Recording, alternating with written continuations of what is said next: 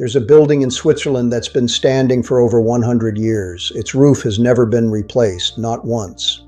No tar, no shingles, no synthetic membranes pumped out of some factory in Ohio.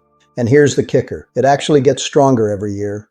Meanwhile, your asphalt roof, it's going to crack, leak, and end up in a landfill in about 15 to 20 years. And you're going to pay somewhere between $15,000 and $30,000 to replace it again and again and again.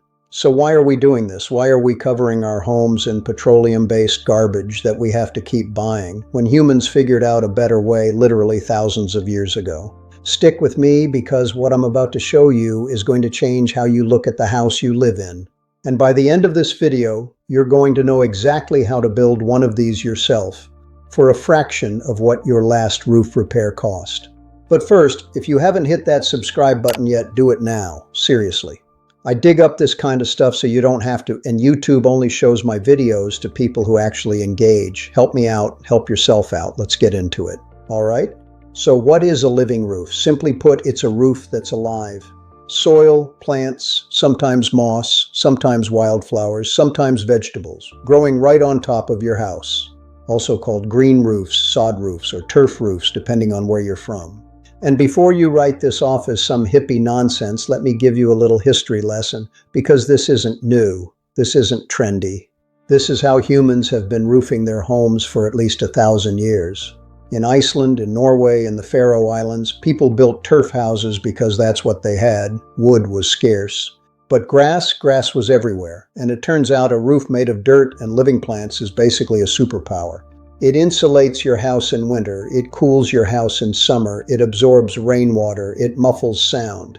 It filters air, it feeds bees, it's fireproof, and it lasts, get this, anywhere from 40 to 200 years depending on how it's built. 200 years, your great-great-grandkids could still be living under it. Okay, so here's where it gets a little weird, and I want you to follow me on this. If living roofs are this good, if they save energy, last for centuries, look beautiful, why is almost nobody building them? Why is every suburban development in North America covered in the exact same gray asphalt shingles made by maybe 3 or 4 giant corporations? I'm not saying there's some shadowy meeting room where executives are plotting against grass. I'm just saying, follow the money. Asphalt shingles are a multi-billion-dollar industry. The petroleum companies sell the raw material. The manufacturers sell the shingles. The whole system is designed around a product that fails on a schedule. A roof that lasts 100 years and grows its own replacement parts, that's not great for quarterly earnings. And it's not just the materials.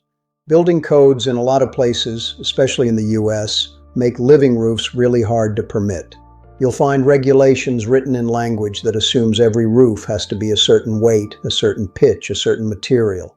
Meanwhile, in Germany, something like 10% of all flat roofs are green roofs. In some cities over there, it's actually required on new buildings.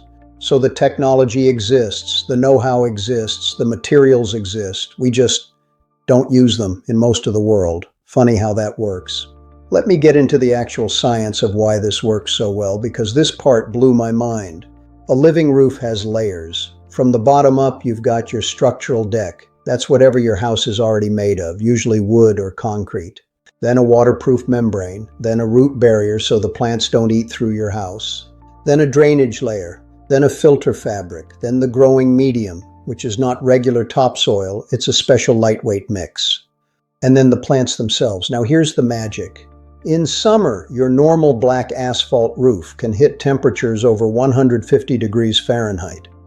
That heat radiates down into your attic.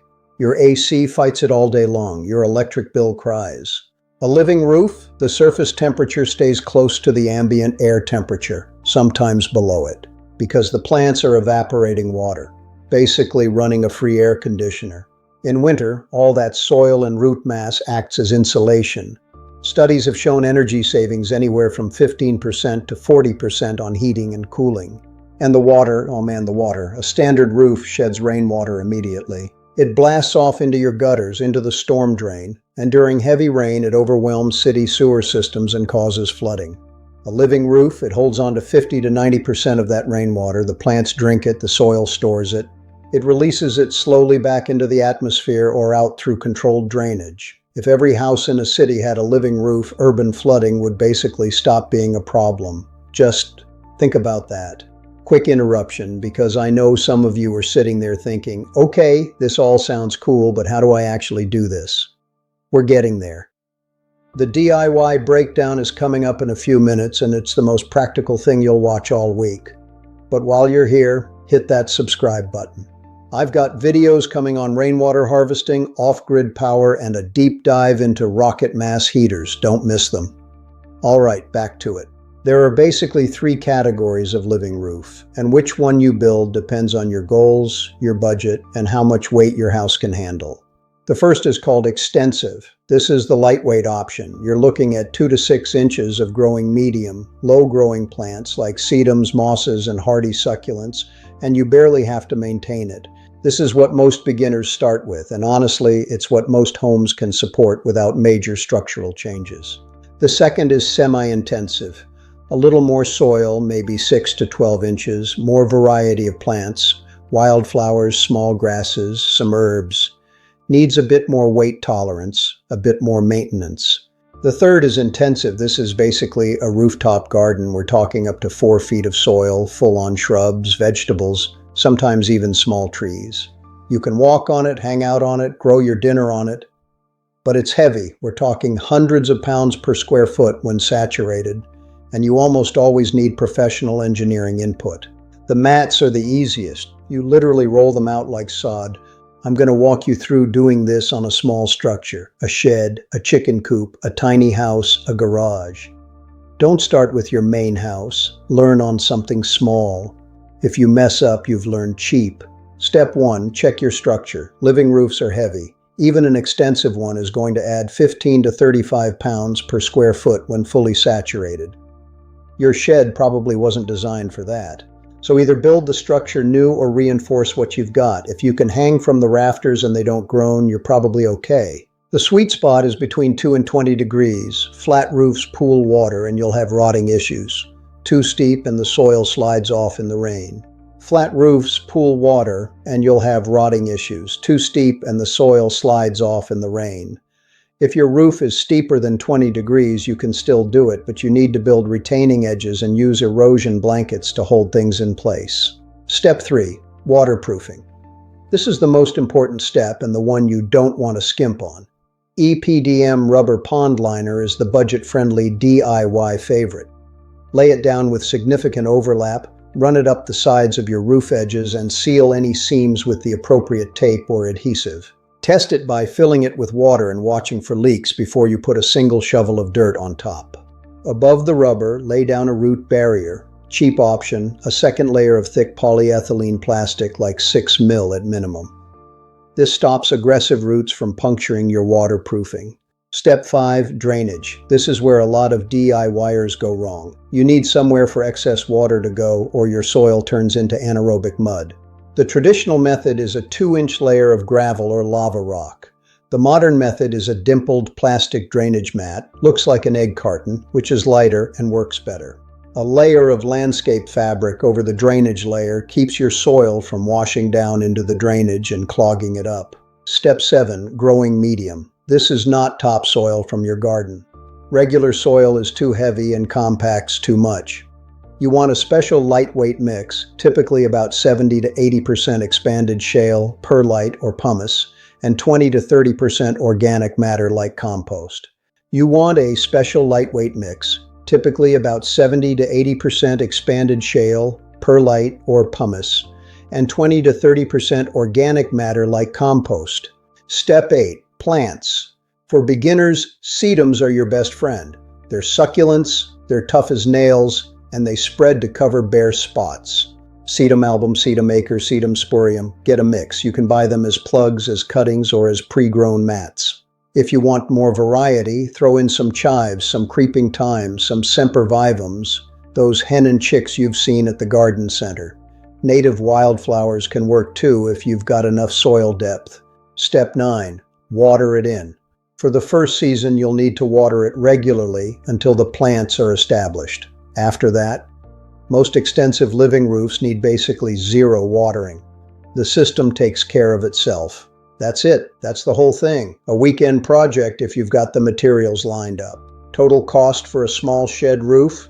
Probably between $200 and $600, depending on what you can scavenge. Compare that to anything else you'd put on a roof, and remember, this thing might outlive you. But what I'm saying is this: the way we build houses right now in most of the world is deeply weird when you actually step back and look at it.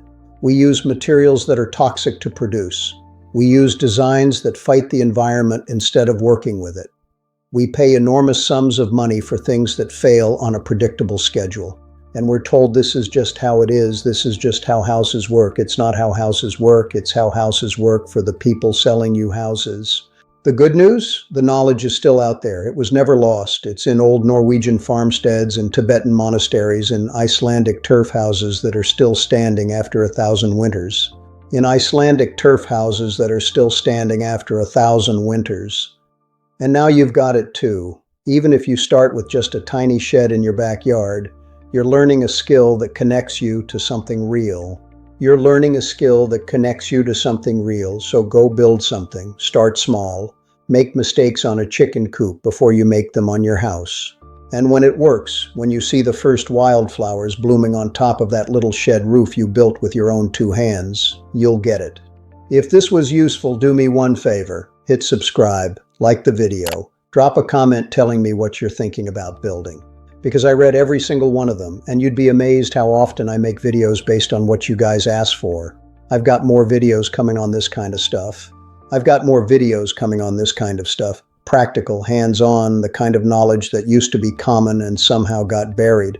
Rainwater systems, earthen floors, heating your house with a fraction of the fuel, all of it.